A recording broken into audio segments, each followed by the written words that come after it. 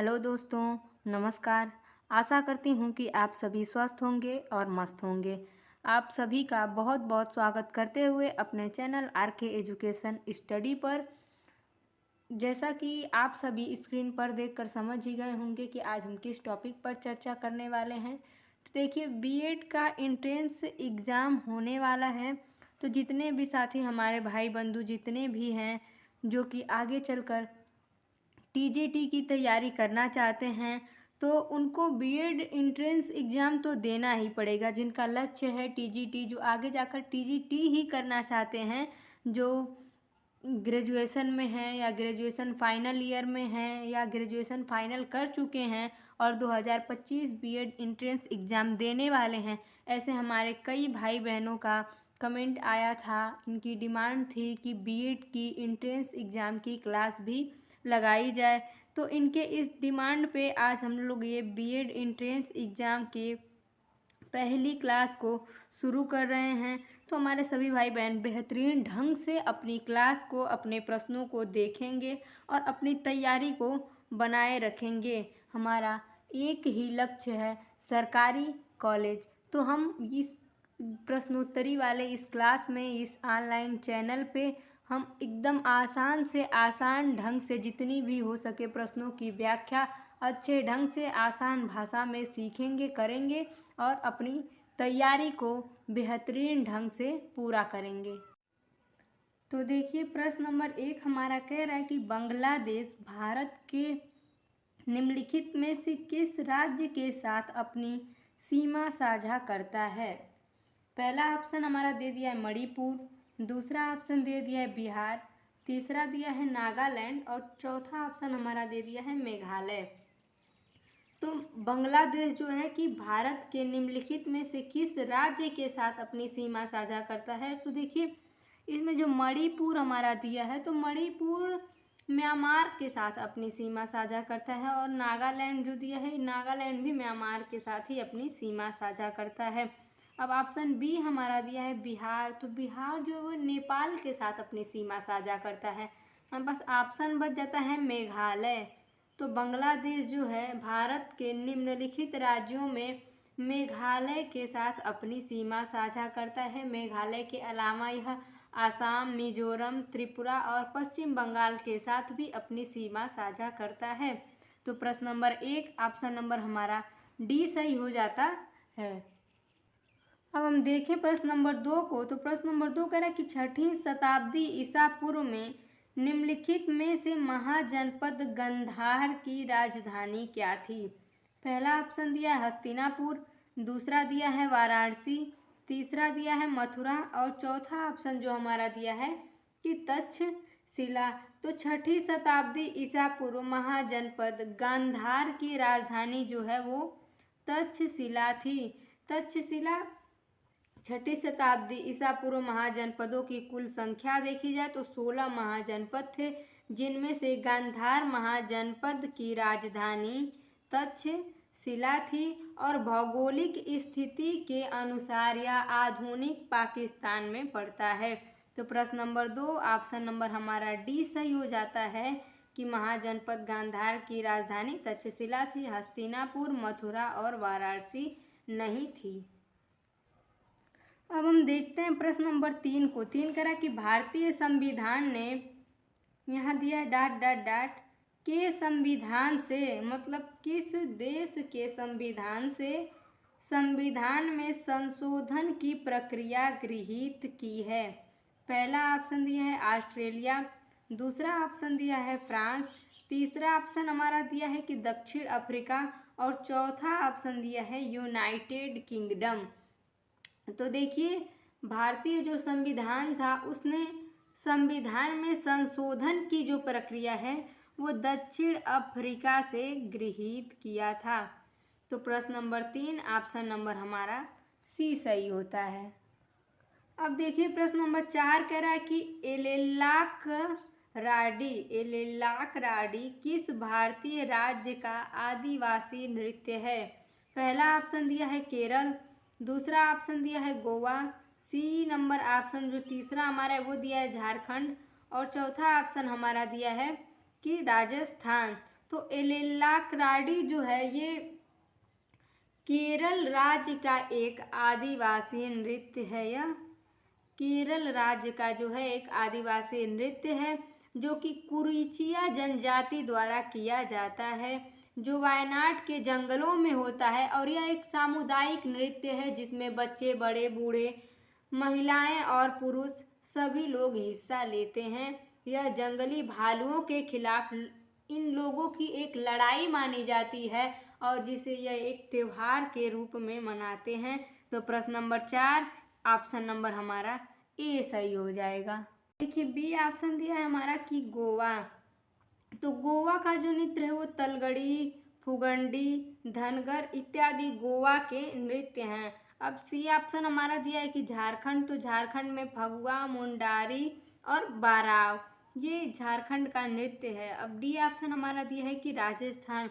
तो राजस्थान में कठपुतली और सबसे इसका फेमस नृत्य जो है घूमर और पनिहारी इत्यादि जो है हमारे राजस्थान के नृत्य हैं। और केरल का जो है एलेल्लाक्राडी यह जो है कि अपने केरल का आदिवासी नृत्य है। तो प्रश्न नंबर 4 ऑप्शन नंबर हमारा ए सही हो जाएगा। अब हम प्रश्न नंबर 5 को देखें तो 5 कह रहा है कि ओडिशा और आसपास के जिलों के मंदिरों की वास्तुकला में मंदिर के शीर्ष पर दिखाई देने वाली पत्थर जैसी चमकती डिस्क को क्या कहा जाता है। पहला ऑप्शन जो हमारा दिया है वो दिया है आमलक, दूसरा ऑप्शन दिया है जगती, तीसरा ऑप्शन दिया है अंतराल और चौथा ऑप्शन जो हमारा दिया है वो दिया है कलश।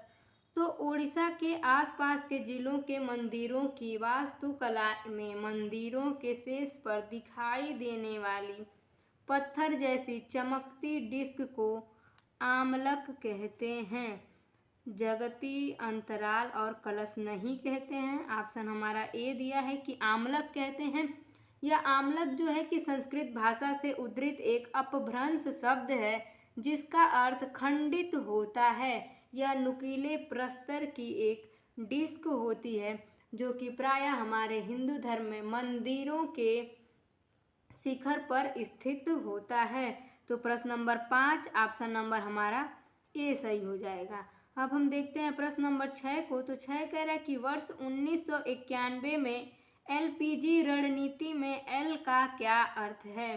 पहला ऑप्शन जो दिया है कि लेजिस्लेटिव, दूसरा ऑप्शन हमारा दिया है लैंडमार्क, तीसरा ऑप्शन दिया है लिबरलाइजेशन और चौथा ऑप्शन जो हमारा दिया है कि लिक्विड। तो 1991 में एलपीजी रणनीति में एल का अर्थ जो हमारा है वो लिबरलाइजेशन होता है। और लिबरलाइजेशन जो है कि ये 1991 में ही नरसिम्हा राव की सरकार के अंतर्गत अंतर्राष्ट्रीय दबावों एवं परिस्थितियों को ध्यान में रखकर भारत के लिए एलपीजी रणनीति की शुरुआत की गई थी।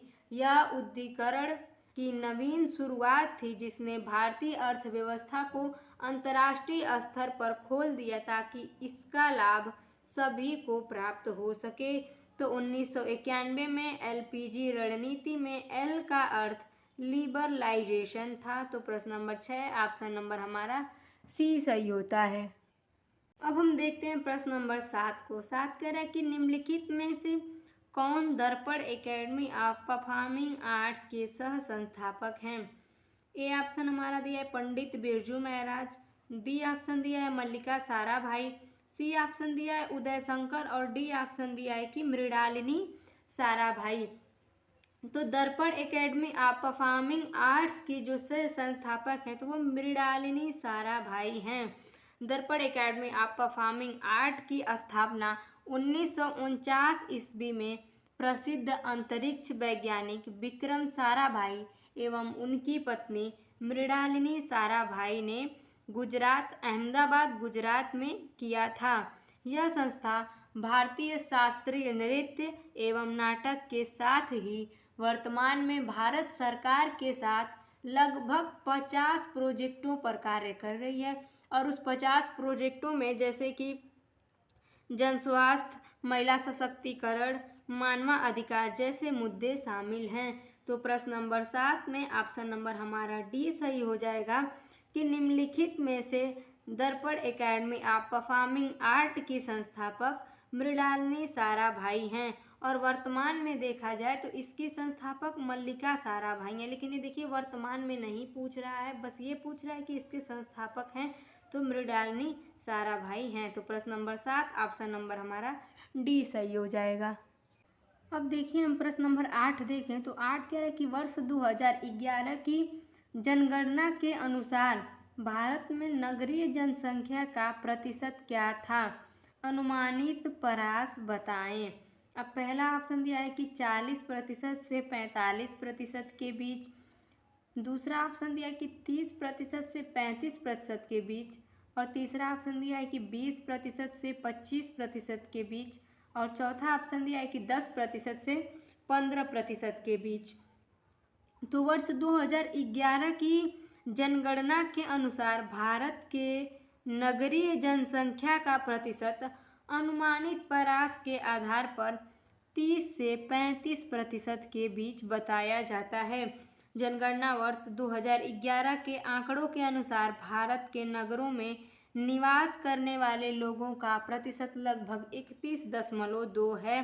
तो उपरोक्त विकल्प में हम देखें तो अनुमानित परास के आधार पर सही विकल्प हमारा बी होगा। तो प्रश्न नंबर 8 ऑप्शन नंबर हमारा बी सही हो जाएगा। अब हम देखते हैं प्रश्न नंबर 9 को। 9 कह रहा है कि गोरखपुर भारत के, अब यहाँ दिया है डॉट डॉट डॉट, रेलवे का मुख्यालय है। ऑप्शन ए दिया है कि पूर्वी, बी दिया है पश्चिमी, सी दिया है उत्तर पूर्वी, और डी दिया है कि उत्तरी। तो गोरखपुर भारत के उत्तर पूर्वी रेलवे का मुख्यालय है। ना ही पूर्वी रेलवे का मुख्यालय है, ना पश्चिम और ना ही उत्तरी। ये उत्तर पूर्वी रेलवे का मुख्यालय है और उत्तर पूर्वी रेलवे का गठन 14 अप्रैल 1952 ईस्वी को किया गया था। इसका उद्घाटन प्रथम प्रधानमंत्री पंडित जवाहरलाल नेहरू ने किया था। वर्ष 1958 में इसका विभाजन उत्तर पूर्व सीमांत रेलवे एवं पूर्वोत्तर रेलवे में कर दिया गया। पुनः वर्ष 2002 में उत्तर पूर्वी रेलवे के सोनपुर एवं समस्तीपुर मंडल का विलय नवगठित पूर्व मध्य रेलवे में कर दिया गया। पूर्व मध्य रेलवे का मुख्यालय हाजीपुर में है और गोरखपुर भारत के उत्तर पूर्वी रेलवे का मुख्यालय है। तो प्रश्न नंबर 9 ऑप्शन नंबर हमारा सी सही होगा।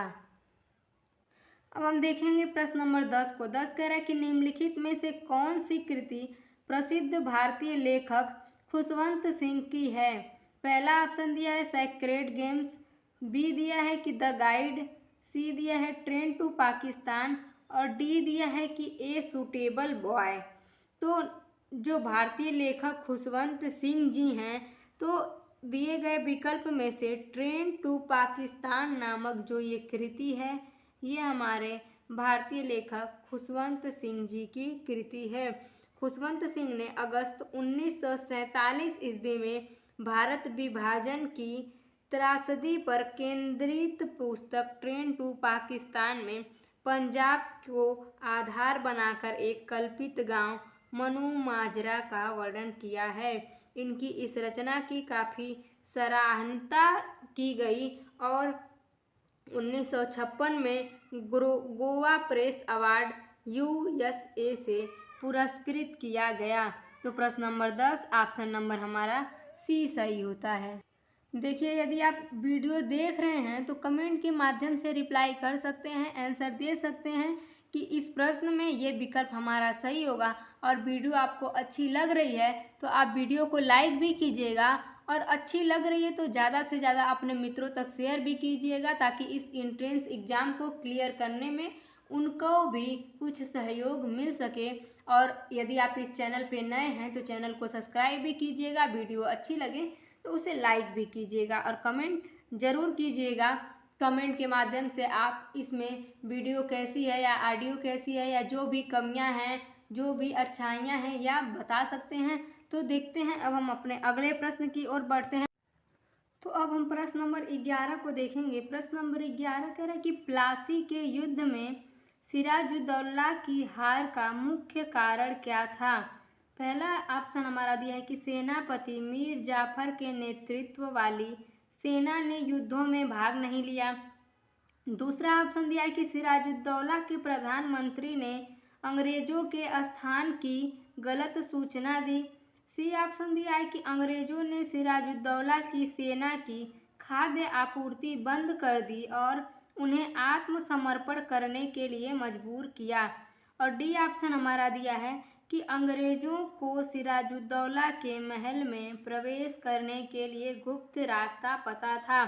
तो प्रश्न नंबर 11 की प्लासी के युद्ध में सिराजुद्दौला की हार का मुख्य कारण जो हमारा था तो वो सेनापति मीर जाफर के नेतृत्व वाली सेना ने युद्ध में भाग नहीं लिया, यही इसका मुख्य कारण था। और प्लासी का युद्ध जो है वो बंगाल के नवाब सिराजुद्दौला एवं ब्रिटिश कंपनी के मध्य 23 जून 1757 ईस्वी को हुआ था।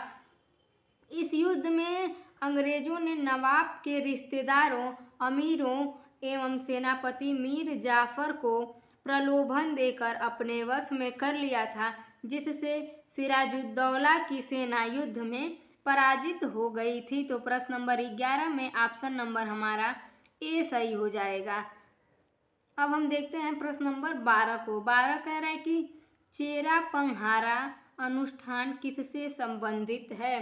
तो पहला ऑप्शन दिया है कि उड़ीसा की रथ यात्रा, दूसरा ऑप्शन दिया है कि पंजाब की बैसाखी, तीसरा ऑप्शन दिया है गुजरात की नवरात्रि और चौथा ऑप्शन दिया है कि पश्चिम बंगाल की दुर्गा पूजा।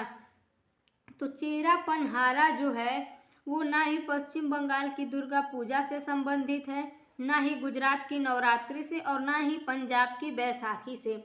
यह ओडिशा की एक रथ यात्रा से संबंधित है। यह जगन्नाथपुरी रथ यात्रा से संबंधित होता है, जिसमें गजपति राजा सोने की झाड़ू से भगवान जगन्नाथ, बालभद्रा एवं सुभद्रा की मूर्तियों के स्थान को स्वयं साफ करते हैं। यह शुरुआत परंपरा यानी कि बहुत ही प्राचीन काल से अब तक जारी है। चेरा पनहारा या जगन्नाथ की यात्रा होती है। तो प्रश्न नंबर 12 ऑप्शन नंबर हमारा ए सही हो जाएगा। अब हम देखेंगे प्रश्न नंबर 13 को। 13 कह रहा है कि निम्नलिखित में से कौन सी भारत की सबसे ऊंची पर्वत चोटी है? अब देखिए इसमें पहला ऑप्शन जो हमारा दिया है वो दिया है नंदा देवी, दूसरा दिया है नमचा बरवा, तीसरा ऑप्शन दिया है कामेट और चौथा ऑप्शन दिया है मकालू। तो ये मकालू, कामेट और नमचा बरवा नहीं होगा इस ऑप्शन में कि भारत की सबसे ऊंची पर्वत चोटी, तो इस ऑप्शन में नंदा देवी होगा। क्यों? वैसे तो आमतौर पर भारत की सबसे ऊंची चोटी जो है वो कंचनजंगा होती है, लेकिन इस ऑप्शन में जो है कंचनजंगा दिया नहीं है और कंचनजंगा न होने के कारण नंदा देवी चोटी जो है यह भारत की सबसे ऊंची चोटी इस ऑप्शन में मानी जाएगी। वैसे तो यह भारत की दूसरी सबसे ऊंची चोटी है जो उत्तराखंड के चमोली गढ़वाल जिले में स्थित है और इसकी ऊंचाई 7817 मीटर मानी जाती है। तो प्रश्न नंबर 13 ऑप्शन नंबर हमारा ए सही होता है। अब हम देखेंगे प्रश्न नंबर 14 को। 14 कह रहा है कि मार्ले मिंटो सुधारों की शुरुआत के समय भारत का वायसराय कौन था? पहला ऑप्शन दिया है कि लॉर्ड वेवेल, दूसरा ऑप्शन दिया है लॉर्ड एटली, तीसरा ऑप्शन दिया है लॉर्ड मिंटो और चौथा ऑप्शन दिया है कि लॉर्ड लिनलिथगो।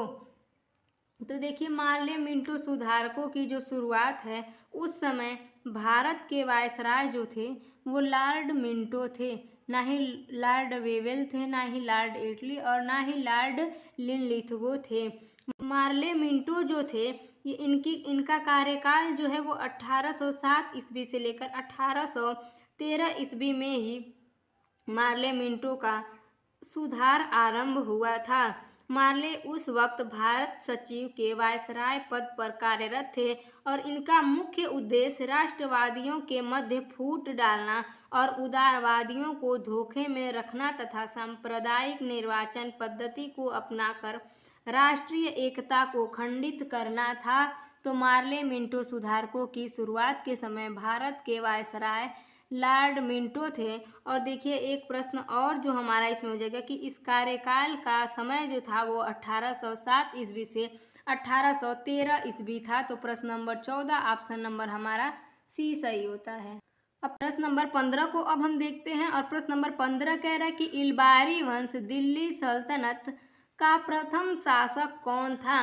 ऑप्शन हमारा ए दिया है कि रजिया सुल्तान, बी ऑप्शन दिया है गयासुद्दीन तुगलक और सी ऑप्शन दिया है कुतुबुद्दीन ऐबक और डी ऑप्शन दिया है इल्तुतमिश। तो इल्बारी वंश दिल्ली सल्तनत का प्रथम शासक वो जो है रजिया सुल्तान, गयासुद्दीन तुगलक और इल्तुतमिश नहीं थे। इसका प्रथम शासक जो था ये कुतुबुद्दीन ऐबक था और यह कुतुबुद्दीन ऐबक जो है वो 1206 ईस्वी से 1210 ईस्वी तक अर्थात 4 वर्षों तक मोहम्मद गोरी का गुलाम था और इसलिए इस वंश को गुलाम वंश से भी जाना जाता है। इसके अलावा इस वंश को इल्बारी वंश के नाम से भी जाना जाता है। और ये जो इल्बारी जो है ये तुर्क समुदाय से संबंधित था। यह दिल्ली सल्तनत की स्थापना से लेकर गुलाम वंश का प्रथम सुल्तान था जो था वो ऐबक था और इसने अपनी राजधानी को लाहौर को बनाया एवं दिल्ली में कुतुब मीनार की नींव रखी। अपनी राजधानी जो है ये लाहौर बनाया और दिल्ली में कुतुब मीनार जो है वो कुतुबुद्दीन ऐबक ने ही बनवाया था। तो प्रश्न नंबर 15 ऑप्शन नंबर हमारा सी सही होता है। अब हम देखते हैं प्रश्न नंबर 16 को। 16 कह रहा है कि समशीतोष्ण घास के मैदान यहाँ दिया है डाट डाट डाट की खेती के लिए आदर्श होता है। पूछ रहा है कि समशीतोष्ण घास के मैदान किसकी खेती के लिए आदर्श होता है। तो समशीतोष्ण घास के मैदान गेहूं की खेती के लिए आदर्श होते हैं। गेहूं एक है जो वो समशीतोष्ण कटिबंधीय फसल है। इस फसल को बोते समय तापमान लगभग 10 से 15 डिग्री सेल्सियस के मध्य, पकते समय जब गेहूं पकता है उस समय 20 से 28 डिग्री के सेल्सियस के लगभग होना चाहिए। यह जो गेहूं जो है यह दोमट मिट्टी में अधिक उपजाऊ होता है। तो प्रश्न नंबर 16 ऑप्शन नंबर हमारा सी सही हो जाएगा। अब हम देखेंगे प्रश्न नंबर 17 को। 17 कह रहा है कि उपाधियों का उन्मूलन किसके अंतर्गत किया गया है। पहला ऑप्शन दिया है संस्कृति और शैक्षिक अधिकार, दूसरा ऑप्शन दिया है शोषण के विरुद्ध अधिकार, तीसरा ऑप्शन दिया है स्वतंत्रता के अधिकार और चौथा ऑप्शन दिया है कि समता के अधिकार। तो उपाधियों का उन्मूलन जो है वो समता के अंतर्गत किया गया है और भारतीय संविधान के भाग 3 में अनुच्छेद 12 से लेकर 35 तक मौलिक अधिकारों का प्रावधान किया गया है और समता का अधिकार जो है वो अनुच्छेद 14 से लेकर 18 तक, अनुच्छेद 14 से 18 तक जो है इसके अंतर्गत जो है उपाधियों की अंत की व्यवस्था की गई है। इस अनुच्छेद में स्पष्ट किया गया है कि राज्य, सेना या विद्या संबंधित सम्मान के अलावा कोई भी उपाधि नहीं है। तो प्रश्न नंबर 17 में ऑप्शन नंबर हमारा डी सही हो जाएगा कि उपाधियों का उन्मूलन समता के अधिकार में किया गया है। अब हम देखेंगे प्रश्न नंबर 18 को। 18 कह रहा है कि भारतीय संविधान का इसमें से कौन सा अनुच्छेद शोषण के विरुद्ध अधिकार प्रदान करता है। ऑप्शन दिया है कि अनुच्छेद 22 और बी ऑप्शन दिया है कि अनुच्छेद 25 और सी ऑप्शन दिया है कि अनुच्छेद 23 और डी ऑप्शन दिया है कि अनुच्छेद 21। तो भारतीय संविधान में जो है शोषण के विरुद्ध अनुच्छेद 23 जो है वो अधिकार प्रदान करता है।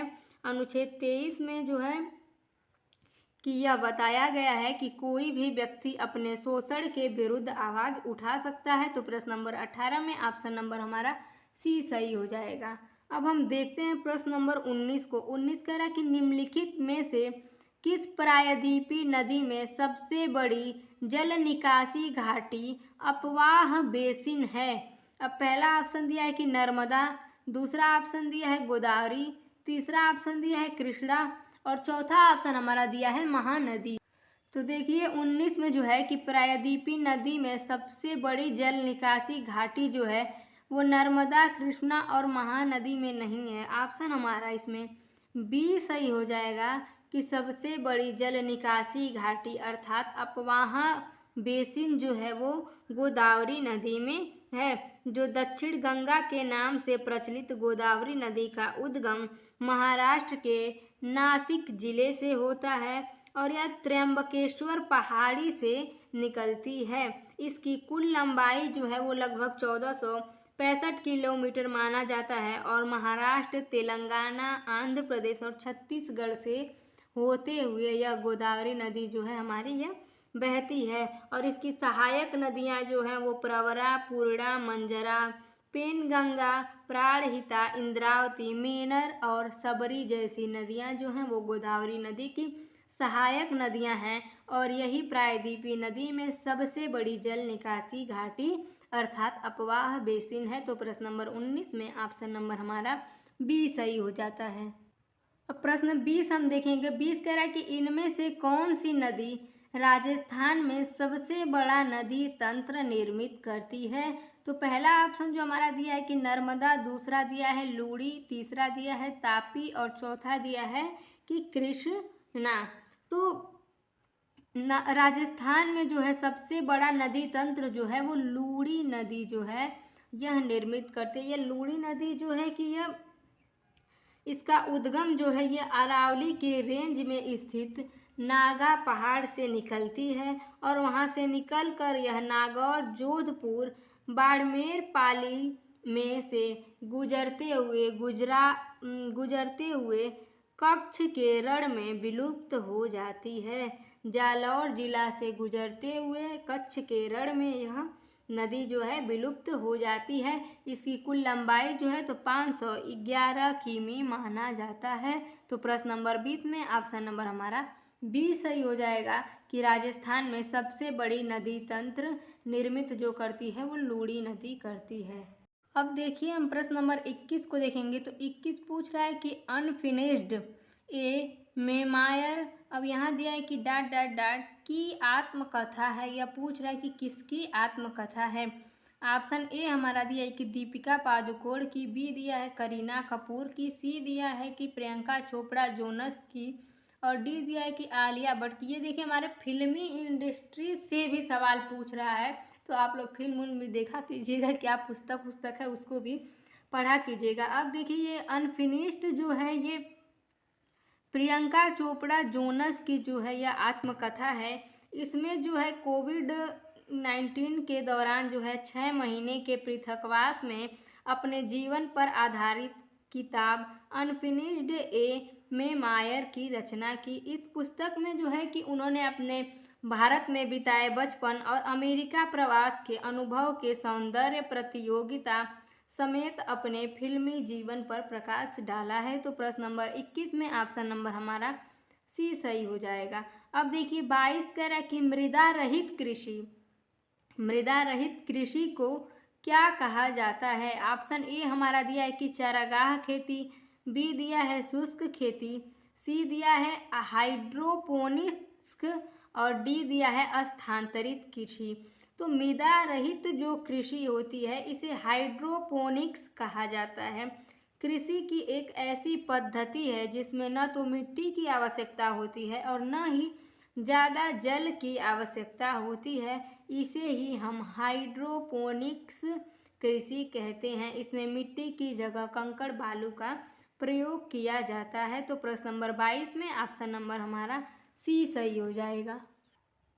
तो अब हम प्रश्न 23 को देखते हैं। 23 कह रहा है कि भारत के संविधान के अनुसार भारत के राष्ट्रपति अपना पद ग्रहण करने की तिथि से, यहाँ दिया है कि डॉट डॉट डॉट की अवधि के लिए पद धारण करते हैं। पूछ रहा है कि कितने वर्ष की अवधि के लिए अपने पद को धारण करते हैं। तो ए ऑप्शन हमारा दिया है कि 3 वर्ष, बी ऑप्शन दिया है कि 4 वर्ष, सी ऑप्शन दिया है 5 वर्ष और डी ऑप्शन दिया है कि 6 वर्ष। तो 3 वर्ष, 4 वर्ष और 6 वर्ष की अवधि के लिए अपने पद को धारण नहीं करते हैं, वो करते हैं 5 वर्षों के लिए। भारतीय संविधान के अनुसार भारत के राष्ट्रपति अपना पद ग्रहण करने की तिथि से 5 वर्षों की अवधि के लिए अपने पद को धारण करते हैं। यह जो है कि भारतीय संविधान के भाग 5 में अनुच्छेद 52 से 78 तक संघीय कार्यपालिका का वर्णन किया गया है, जिसमें राष्ट्रपति पद ग्रहण की तिथि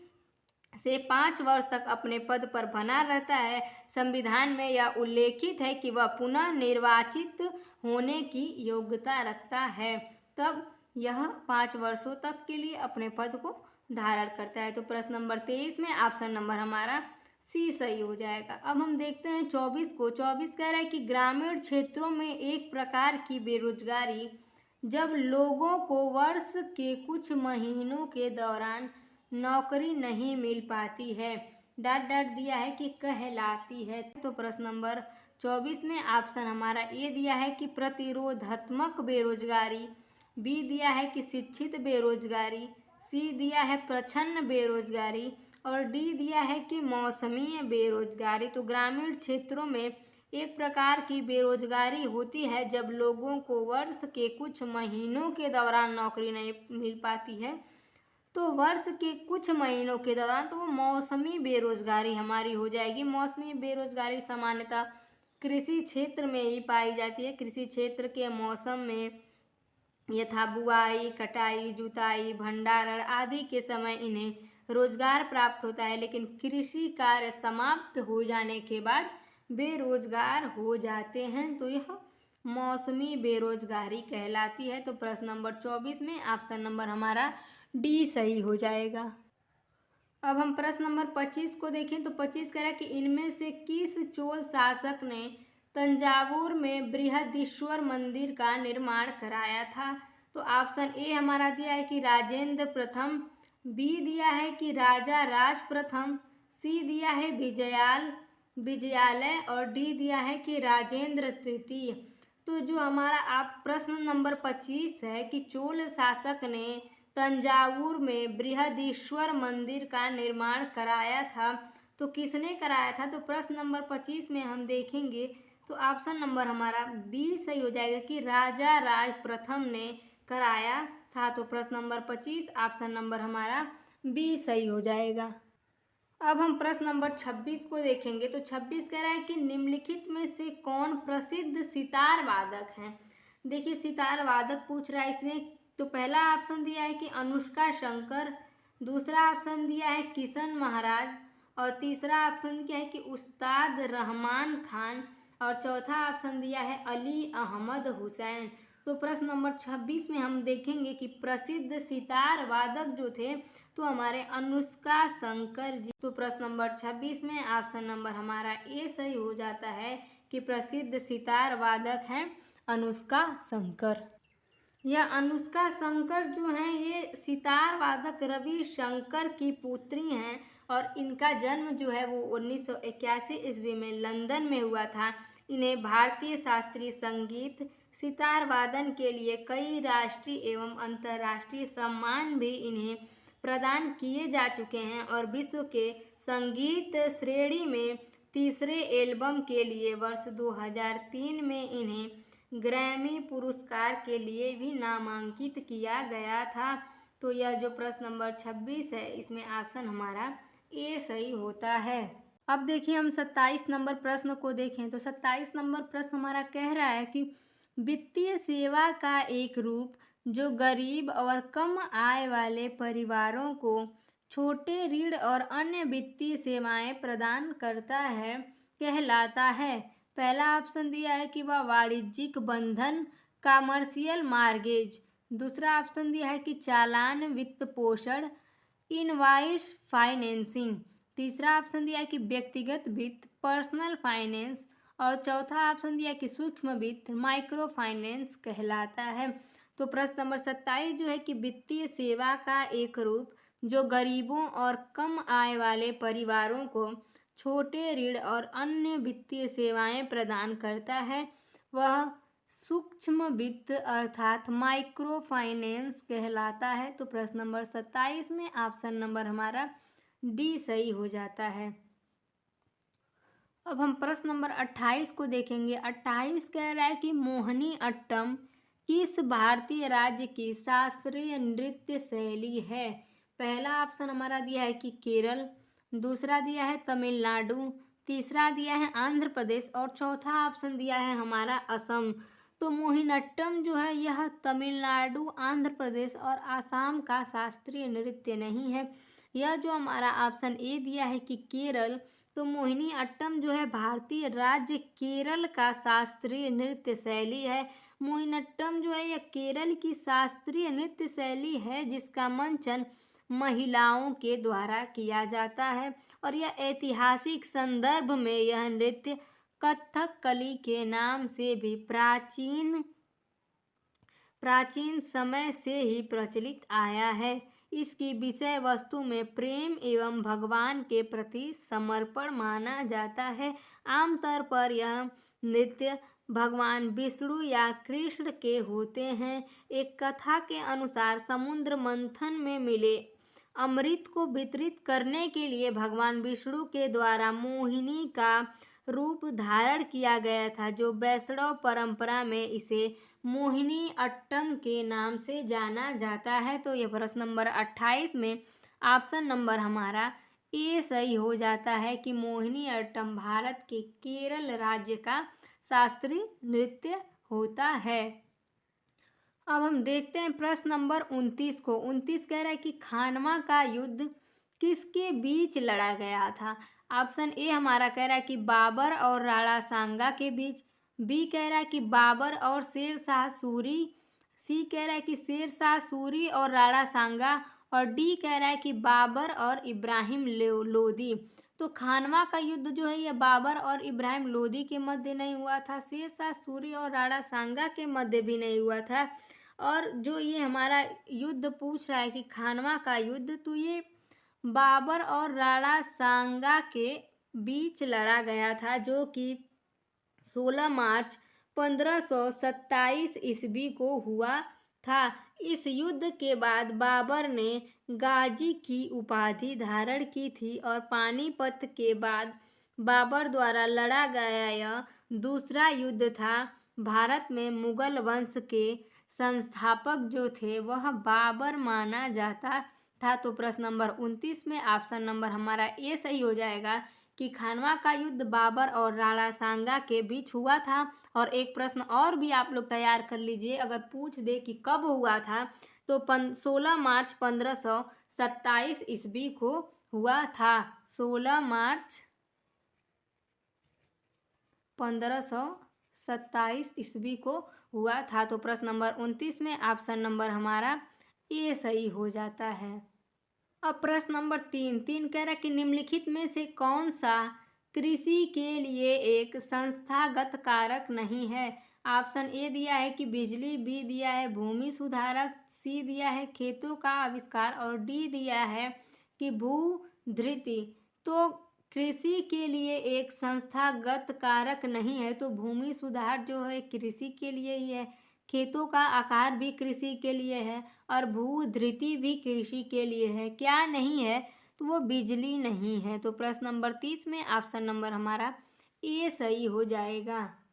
अब हम देखेंगे प्रश्न नंबर 31 को। पंडित राम नारायण किस वाद्य यंत्र से जुड़े थे। यदि आप वीडियो देख रहे हैं तो कमेंट के माध्यम से हमें उत्तर बता सकते हैं कि पंडित राम नारायण किस वाद्य यंत्र से जुड़े थे। ऑप्शन ए हमारा दिया है कि बांसुरी, बी दिया है सारंगी, और सी दिया है गिटार, और डी दिया है कि सरोद। तो पंडित राम नारायण जो थे वो सारंगी वाद्य यंत्र से जुड़े हुए थे तथा महाराष्ट्र से संबंधित हैं। इनका जन्म जो है वो उदयपुर के पास हुआ था। ये प्रथम अंतर्राष्ट्रीय सारंगी वादक हैं। इसको भी आप लोग याद कर लीजिए, अगर पूछ दे कि प्रथम अंतर्राष्ट्रीय सारंगी वादक कौन थे, तो पंडित राम नारायण मिश्र थे। तो प्रश्न नंबर 31 में जो है वो ऑप्शन हमारा बी सही हो जाएगा कि सारंगी वाद्य यंत्र से जुड़े हुए थे। अब हम देखें प्रश्न नंबर 32 को। तो पहले ही डॉट डॉट दे दिया है और पूछ रहा है कि किस सदस्य द्वारा सदन के समक्ष किसी मामले पर बहस को संक्षिप्त करने के लिए पेश किया गया प्रस्ताव है। ऑप्शन ए दिया है कि अविश्वास, बी दिया है कि विशेषाधिकार, सी दिया है निंदा प्रस्ताव, और डी दिया है समापन। तो समापन जो है कि ये समापन ही किसी सदस्य द्वारा सदन के समक्ष किसी मामले पर बहस को संक्षिप्त करने के लिए पेश किया गया प्रस्ताव होता है, न अविश्वास होता है, न विशेषाधिकार और न ही निंदा प्रस्ताव होता है। यह इसमें जो अविश्वास दिया है, तो अविश्वास प्रस्ताव तब पेश किया जाता है जब लोकसभा में किसी विपक्षी पार्टी को लगता है कि सरकार के पास बहुमत नहीं है या सरकार विश्वास खो चुकी है, तो इसे नो कॉन्फिडेंस मोशन भी कहते हैं। और यह उस समय क्या पेश किया जाता है या प्रस्तावित किया जाता है। अब दे दिया है कि विशेष अधिकार, तो ये विशेष अधिकार प्रस्ताव जब किसी संसद सदस्य या मंत्री के द्वारा विशेषाधिकार के उल्लंघन की सूचना दी जाती है, तब यह प्रस्ताव जो है पेश किया जाता है। और निंदा प्रस्ताव जो दिया है, तो यह निंदा प्रस्ताव जो है कि यह तब पेश किया जाता है जब विपक्ष द्वारा सरकार की नीतियों और कार्यों के प्रति असंतोष प्रकट करने या सरकार के कार्यों की निंदा के लिए इसे निचले सदन में लाया जाता है, तो यह निंदा प्रस्ताव कहलाता है। अब बच गया हमारा समापन। तो समापन किसी सदस्य द्वारा संसद के समक्ष किसी मामले पर बहस को संक्षिप्त करने के लिए पेश किया जाता है, तो यह समापन हो जाता है। तो प्रश्न नंबर 32 में ऑप्शन नंबर हमारा डी सही हो जाएगा। अब हम देखते हैं प्रश्न नंबर 33 को। 33 कह रहा है कि भारतीय संविधान की प्रस्तावना में पहली बार संशोधन किस वर्ष किया गया था। ऑप्शन ए हमारा दिया है कि वर्ष 1968 में, बी ऑप्शन दिया है कि वर्ष 1988 में, सी ऑप्शन दिया है कि वर्ष 1955 में और डी ऑप्शन हमारा दिया है कि 1976 ईस्वी में। तो देखिए प्रश्न नंबर 33 जो है, तो 33 में ऑप्शन हमारा डी सही हो जाएगा कि वर्ष 1976 में भारतीय संविधान की प्रस्तावना में संशोधन 42वें संशोधन जो है, आप यहाँ नोट कर सकते हैं इसको कि 42वें संशोधन अधिनियम द्वारा 1976 ईस्वी में किया गया था। 42वां संशोधन अधिनियम जो है, यह समाजवाद के पथ निरपेक्ष और राष्ट्र की अखंडता शब्द जोड़े गए थे। भारतीय संविधान का 42वां संशोधन इंदिरा गांधी के प्रधानमंत्रित्व वाली भारतीय राष्ट्रीय कांग्रेस द्वारा आपातकाल के दौरान किया गया था। यह एक बहुत बड़ा संशोधन था और इसे अधिकांश संशोधन 3 जनवरी 1977 से लागू हो गए थे। इसमें के जो हैं अधिकांश संशोधन कब लागू हुए थे, तो 3 जनवरी 1977 ईस्वी में। एक प्रश्न हमारा और बनता है कि किस दिया है कि पहली बार संशोधन किस वर्ष किया गया था, तो 1976 में किया गया था। कौन सा संशोधन था, तो 42वां संशोधन था। और यह लागू कब से हुआ था, तो 3 जनवरी 1977 ईस्वी से लागू हुआ था। 3-4 प्रश्न हमें एक ही प्रश्न में मिल गए, तो आप चाहें तो इसे नोट भी कर सकते हैं या ध्यान से आप सुन भी सकते हैं, समझ भी सकते हैं। तो प्रश्न नंबर 33 में ऑप्शन नंबर हमारा डी सही हो जाता है। अब प्रश्न नंबर 34 हम देखें तो 34 कह रहा है कि भोगाली बिहू उत्सव भारत के किस राज्य में मनाया जाता है। पहला ऑप्शन दिया है हमारा कि आंध्र प्रदेश में, दूसरा ऑप्शन दिया है तमिलनाडु में, तीसरा ऑप्शन दिया है राजस्थान में और चौथा ऑप्शन जो हमारा दिया है असम में। तो यह भगोली बिहू उत्सव जो है, ये आंध्र प्रदेश, तमिलनाडु और राजस्थान में नहीं मनाया जाता है, यह हमारा असम में मनाया जाता है। इसमें क्या होता है कि कटाई, जो फसल की कटाई होती है, यह प्रमुख वहाँ का त्यौहार इसको बताया गया है। बिहू असम में इसको एक प्रमुख त्यौहार बताया गया है, जो कि फल पकने की खुशी में हर साल 15 जनवरी को मनाया जाता है। अब पूछ दे कि भगोली बिहू उत्सव कब मनाया जाता है, तो 15 जनवरी को मनाया जाता है। यह एक प्रश्न आप तैयार कर सकते हैं। और यह फसल को पकने और कटाई के खुशी में मनाया जाता है। इसमें लोग भगवान को और प्रकृति को अच्छी फसलों के लिए शुक्र अदा करते हैं। तो प्रश्न नंबर 34 में ऑप्शन नंबर हमारा डी सही हो जाएगा। अब हम देखेंगे प्रश्न नंबर 35 को। 35 कह रहा है कि 1773 ईस्वी में भारत के प्रथम गवर्नर जनरल कौन बने? पहला ऑप्शन दिया है कि वारेन हेस्टिंग्स, दूसरा ऑप्शन दिया है कि रॉबर्ट क्लाइव, और तीसरा ऑप्शन दिया है चार्ल्स कार्नवालिस, और चौथा ऑप्शन दिया है कि थॉमस मोनिरो। तो प्रश्न नंबर 35 जो है कि 1773 ईस्वी के भारत के प्रथम गवर्नर जो हैं वो हमारे वारेन हेस्टिंग्स थे। तो प्रश्न नंबर 35 में ऑप्शन नंबर हमारा ए सही हो जाता है।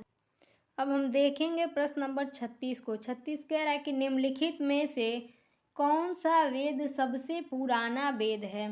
पहला ऑप्शन दिया है कि यजुर्वेद, दूसरा ऑप्शन दिया है ऋग्वेद, और तीसरा ऑप्शन दिया है अर्थवेद, और चौथा ऑप्शन जो हमारा दिया है वो दिया है कि सामवेद। तो प्रश्न नंबर 36 जो पूछ रहा है कि सबसे पुराना वेद कौन सा है, तो सबसे पुराना वेद जो वो हमारा है वो ऋग्वेद माना जाता है। इसकी रचना लगभग 3500 ईसा पूर्व बताई जाती है। रचना के वर्ष के विषय में ठीक से ज्ञात नहीं है, इसलिए लगभग में कई विद्वान बताते हैं। इसकी गणना की गई है तो ऋग्वेद में संहिता मूल पाठ हैं और इसमें लगभग 10,600 छंदों में 1,028 श्लोकों सूक्त के साथ 10 पुस्तकों का संग्रह किया गया है। यह 10 मंडलों में से 2 से 7 मंडल तक पुराना माना जाता है और इसे गोत्र मंडल भी कहा जाता है क्योंकि इसकी रचना गोत्र विशेष ऋषियों के द्वारा की गई है। तो प्रश्न नंबर 36 में ऑप्शन नंबर हमारा बी सही हो जाता है। अब हम देखते हैं प्रश्न नंबर 37 को। 37 कह रहा है कि द किस ऑफ लाइफ, द किस ऑफ लाइफ निम्नलिखित में से किसकी आत्मकथा है? पहला ऑप्शन दिया है कि डीनो मोरिया, दूसरा ऑप्शन दिया है संजय सूरी, तीसरा ऑप्शन दिया है हमारा इमरान हाशमी, और चौथा ऑप्शन जो दिया है वो दिया है जॉन इब्राहम। तो द किस ऑफ लाइफ इसमें जो है इमरान हाशमी की यह आत्मकथा है और इस आत्मकथा में इमरान हाशमी के 4 साल के बेटे अयान के किडनी के कैंसर से जूझने और उससे उबरने की कहानी बताई गई है। इस किताब को इमरान हाशमी और उनके दोस्त बिलाल सिद्दीकी ने मिलकर लिखा है। कैंसर के इलाज के दौरान हाशमी और उनके पत्नी ने जो कुछ सहन किया उस संघर्ष की दास्तान इस किताब में लिखी गई है। तो प्रश्न नंबर 37 में ऑप्शन नंबर हमारा सी सही हो जाएगा कि द किस ऑफ लाइफ इमरान हाशमी की आत्मकथा है। तो प्रश्न नंबर 37 ऑप्शन नंबर हमारा सी सही होता है। अब हम देखेंगे प्रश्न नंबर 38 को। 38 कह रहा है कि निम्नलिखित में से कौन सा एक प्रसिद्ध भारतीय पार्श्व गायक के साथ साथ एक अभिनेता भी हैं? यानी कि इसमें पूछ रहा है कि कौन ऐसे प्रसिद्ध जो पार्श्व हैं वो गायक भी हैं और अभिनेता भी हैं। तो देखिए गायक और अभिनेता जो हैं तो ये हमारे प्रणब मुखर्जी ये नहीं है, काशीनाथ घाणेकर नहीं है, सुनील छेत्री नहीं है। ऑप्शन हमारा ए दिया है कि किशोर कुमार, यह जो है प्रसिद्ध गायक के साथ साथ एक अभिनेता भी हैं। इनका जन्म जो है 4 अगस्त 1929 ईस्वी में खंडवा मध्य प्रदेश में हुआ था। तो प्रश्न नंबर 38 में ऑप्शन नंबर हमारा ए सही हो जाएगा। अब हम देखते हैं 39 को। 39 प्रश्न कह रहा है कि निम्नलिखित में से कौन सी गैस पृथ्वी की सतह को सूर्य से आने वाली पराबैंगनी अर्थात यूवी विकिरण से बचाती है? पहला ऑप्शन दिया है कि कार्बन डाइऑक्साइड, दूसरा ऑप्शन दिया है ऑक्सीजन, तीसरा ऑप्शन दिया है ओजोन और चौथा ऑप्शन दिया है कि कार्बन मोनोऑक्साइड। तो सूर्य से आने वाली जो पराबैंगनी किरणें होती हैं यह आमतौर पर बहुत ही नुकसानदायक होती हैं और इनसे जो हमें बचाती है तो ओजोन गैस जो है, ओजोन गैस पृथ्वी की सतह को सूर्य से आने वाली पराबैंगनी विकिरण से बचाती है। ओजोन गैस के 3 परमाणु से मिलकर बनती है और यह वायुमंडल में बहुत कम मात्रा में पाई जाती है। तो प्रश्न नंबर 39 में ऑप्शन नंबर हमारा सी सही होता है। अब देखिए प्रश्न नंबर 40 कह रहा है कि मौसम में होने वाले सभी परिवर्तन द्वारा संचालित होते हैं। किसके द्वारा पूछ रहा है कि मौसम में होने वाले परिवर्तन संचालित होते हैं। तो देखिए ऑप्शन हमारा पहला दिया है ए कि चंद्रमा, दूसरा दिया है सूर्य, तीसरा दिया है तारे और चौथा दिया है कि जेवियन ग्रह। तो मौसम में होने वाले परिवर्तन जो हैं वो हमारे सूर्य के द्वारा संचालित होते हैं। चंद्रमा, तारे और जोवियन ग्रह के द्वारा संचालित नहीं होते हैं। तो प्रश्न नंबर 40 में ऑप्शन नंबर हमारा बी सही हो जाएगा। अब हम देखेंगे प्रश्न नंबर 41 को। 41 कह रहा है कि दंती दुर्ग भारत के किस राजवंश से संबंधित थे। पहला ऑप्शन हमारा दिया है कि चोल, दूसरा दिया है चालुक्य, तीसरा दिया है राष्ट्रकूट और चौथा ऑप्शन हमारा दिया है वो दिया है चेर वंश। तो दंती दुर्ग जो थे वो भारत के राष्ट्रकूट राजवंश से संबंधित थे और राष्ट्रकूट राजवंश से ये संबंधित है और इन्होंने जो है चालुक्य साम्राज्य को पराजित करके राष्ट्रकूट साम्राज्य की स्थापना की थी। दंती दुर्ग ने उज्जैनों में हिरण्यगर्भ दान किया था तथा उन्होंने महाराजाधिराज परमेश्वर परम भट्टारक की उपाधि धारण की थी। अगर दंती दुर्ग की उपाधि पूछ दे तो भी आप ये क्वेश्चन नोट कर सकते हैं कि महाराजाधिराज परमेश्वर परम भट्टारक की उपाधि दंती दुर्ग ने धारण की थी। तो प्रश्न नंबर 41 में ऑप्शन नंबर हमारा सी सही हो जाएगा कि दंती दुर्ग भारत के राष्ट्रकूट राजवंश से संबंधित थे। अब प्रश्न नंबर 42 कह रहा है कि ब्लॉक पर्वतों में उत्थान ब्लॉकों को यहाँ डॉट डॉट पूछ रहा है कि क्या कहा जाता है। पहला ऑप्शन दिया है कि शंकु कहा जाता है, दूसरा ऑप्शन दिया है ढलान, तीसरा दिया है उत्खंड और चौथा ऑप्शन हमारा दिया है द्रोणिका। तो ब्लॉक पर्वत में उत्थान ब्लॉकों को वो द्रोणिका कहा जाता है। तो प्रश्न नंबर 42 में ऑप्शन नंबर हमारा डी सही हो जाएगा। अब हम देखते हैं प्रश्न नंबर 43 को। तो 43 कह रहा है कि गुजरात के हजीरा से उत्तर प्रदेश के जगदीशपुर तक जाने वाली HVJ गैस पाइपलाइन निम्न में से किस राज्य से होकर गुजरती है। तो प्रश्न नंबर 43 में ऑप्शन हमारा पहला दिया है कि उत्तराखंड से, दूसरा ऑप्शन हमारा दिया है कि मध्य प्रदेश से, तीसरा ऑप्शन दिया है कि हिमाचल प्रदेश से और चौथा ऑप्शन हमारा जो दिया है कि झारखंड से।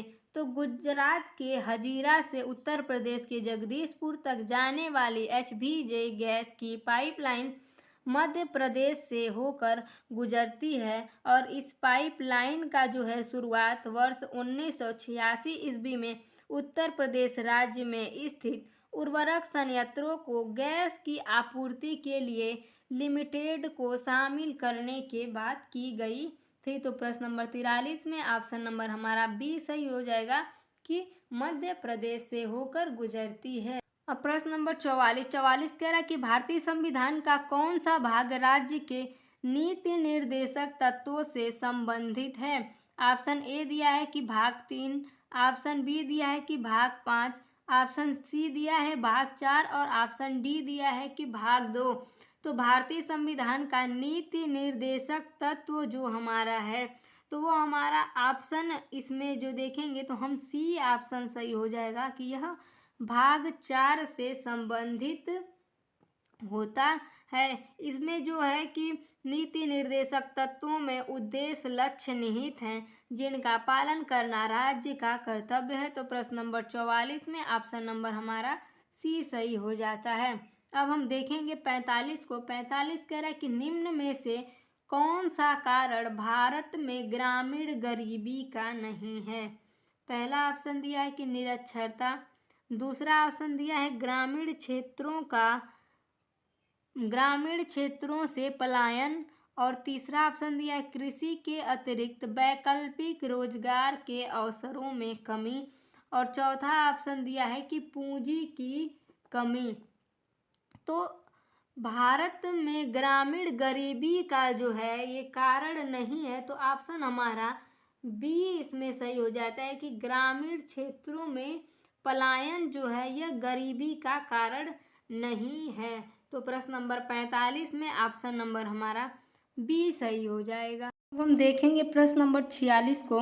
तो 46 कह रहा है कि यदि न्यायपालिका का यह मानना है कि संसद द्वारा पारित विशेष कानून संविधान के मूल ढांचे का उल्लंघन करते हैं तो उसके पास ऐसे कानूनों को रद्द करने की शक्ति है, इसे कहा जाता है। तो पहला ऑप्शन हमारा दिया है कि न्यायिका समीक्षा, दूसरा ऑप्शन दिया है जनहित याचिका, तीसरा ऑप्शन दिया है न्यायिका सक्रियता और चौथा ऑप्शन दिया है कि विवाद समाधान। तो प्रश्न नंबर 46 में हम देखें तो ऑप्शन नंबर हमारा ए सही हो जाएगा कि इसे न्यायिका समीक्षा कहा जाता है। तो प्रश्न नंबर 46 ऑप्शन नंबर हमारा ए सही होता है। अब हम देखेंगे प्रश्न नंबर 47 को। 47 कह रहा है कि निम्नलिखित में से कोलकाता में ब्रह्म समाज की स्थापना किसने की। ऑप्शन हमारा पहला दिया है कि स्वामी विवेकानंद, दूसरा दिया है स्वामी दयानंद सरस्वती, तीसरा दिया है ईश्वरचंद विद्यासागर और चौथा दिया है कि राजा राम मोहन राय। तो देखिए कोलकाता में ब्रह्म समाज की स्थापना स्वामी विवेकानंद, दयानंद सरस्वती और विद्यासागर ने नहीं किया था। ब्रह्म समाज की स्थापना जो है वो राजा राम मोहन राय ने किया था। ब्रह्म समाज भारत का एक सामाजिक और धार्मिक आंदोलन था जिसने बंगाल के पुनर्जागरण युग को प्रभावित किया। 20 अगस्त 1828 ईस्वी को इसकी स्थापना राजा राम मोहन राय एवं रविंद्र द्वारकानाथ टैगोर ने किया था। द्वारकानाथ टैगोर ने और राजा राम मोहन राय ने 1828 ईस्वी में किया था। तो प्रश्न नंबर 47 में ऑप्शन नंबर हमारा डी सही हो जाएगा कि राजा राम मोहन राय। अब हम देखते हैं प्रश्न नंबर 48 को। 48 कह रहा है कि प्रति इकाई क्षेत्र में व्यक्तियों की संख्या का माप देती है। पहला ऑप्शन दिया है कि जनसंख्या वृद्धि दर, दूसरा ऑप्शन दिया है कि जनसंख्या लिंगानुपात, तीसरा ऑप्शन दिया है कि जनसंख्या घनत्व और चौथा ऑप्शन हमारा दिया है कि जनसंख्या आवागमन। तो प्रश्न नंबर 48 में हम देखें तो ऑप्शन नंबर हमारा सी सही हो जाएगा कि प्रति इकाई क्षेत्र में व्यक्तियों की संख्या जनसंख्या घनत्व का माप देती है। तो प्रश्न नंबर 48 ऑप्शन नंबर हमारा सी सही हो जाएगा। अब हम देखेंगे प्रश्न नंबर 49 को। 49 कह रहा है कि भारत के मंदिरों से संबंधित दिए गए कथनों में से कौन से कथन सत्य हैं। अब पहला ऑप्शन जो हमारा दे दिया है, कथन दिया है कि नागर शैली की वास्तुकला को उत्तर भारतीय शैली के नाम से भी जाना जाता है और दूसरा कथन दिया है कि द्रविड़ शैली की वास्तुकला को दक्षिण भारतीय शैली के रूप में भी जाना जाता है। अब इसमें ऑप्शन देकर हमारा पूछ रहा है कि केवल पहला, यानी कि केवल पहला ऑप्शन ही सही है। अब दूसरे ऑप्शन में पूछ रहा है कि पहला और दूसरा दोनों, ये कह रहा है कि पहला और दूसरा दोनों ऑप्शन सही है। तीसरे में कह रहा है कि न तो पहला और न ही दूसरा, कोई ऑप्शन सही नहीं है। और चौथा ऑप्शन कह रहा है कि केवल दूसरा। तो ये जो है ऑप्शन नंबर जो हमारा बी है कि पहला और दूसरा दोनों, तो ये नागर शैली की वास्तुकला को उत्तर भारतीय शैली कहा जाता है या उत्तर भारतीय शैली के नाम से जाना जाता है, ये ऑप्शन भी हमारा सही है। और जो है कि द्रविड़ शैली की वास्तुकला को दक्षिण भारतीय शैली के रूप में जाना जाता है, यह ऑप्शन भी हमारा सही होगा। इसमें देखिए कह रहा है कि नागर शैली की वास्तुकला को भारतीय शैली कहा जाता है। इसमें मंदिर मुख्यतया नीचे से ऊपर के आयताकार रूप में निर्मित होते हैं, मतलब नीचे से लेकर ऊपर तक आयताकार रूप में निर्मित होते हैं। यह शैली उत्तर भारत में लोकप्रिय हुई, इसलिए इसे उत्तर भारतीय शैली कहा जाता है। द्रविड़ शैली भारत में विकसित हुई, इसलिए इसे दक्षिण भारतीय शैली कहा जाता है। तो 49 नंबर प्रश्न में ऑप्शन हमारा बी सही हो जाएगा कि दोनों कथन जो हैं वो सत्य हैं। अब हम प्रश्न नंबर 50 को देखेंगे। तो दोस्तों यह प्रश्न नंबर 50 जो है ये हमारी आज की श्रृंखला का जो है अंतिम प्रश्न है और आज पहली ही क्लास में बीएड एंट्रेंस एग्जाम के पहली ही क्लास में हमने 50 प्रश्नों पर चर्चा किया, जिसमें प्रत्येक प्रश्नों की व्याख्या भी की गई है। तो यदि आपको यह प्रश्नोत्तरी की वीडियो अच्छी लगे तो आप इस वीडियो को लाइक भी कीजिएगा और अपने मित्रों तक भी शेयर कीजिएगा, ताकि उनको भी इस एंट्रेंस एग्ज़ाम क्लियर करने में कुछ सहयोग मिल सके। तो देखिए, कह रहा है 50 नंबर प्रश्न की निम्न में से कौन सी भारत की सबसे पुरानी पर्वत श्रेणी है।